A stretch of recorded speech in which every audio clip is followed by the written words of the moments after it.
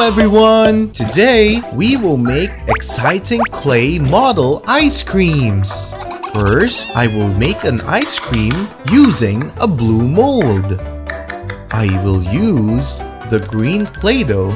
Then, I'll fill the mold. Put sticks in and press it. Yeah! We already have a delicious green ice cream, right?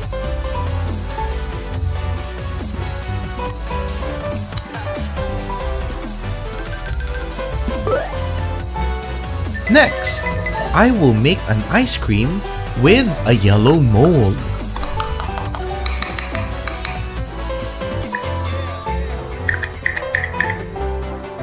Take the purple Play-Doh, then put it in the right half. Put the ice cream stick in and press it. Let's wait and see. Okay!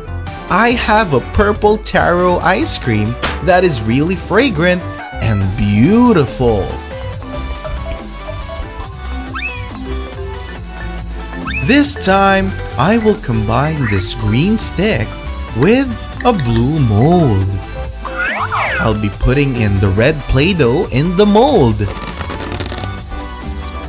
Put the stick in and add green soil. Press and open it. Ta-da! I have an ice cream that is both green and red.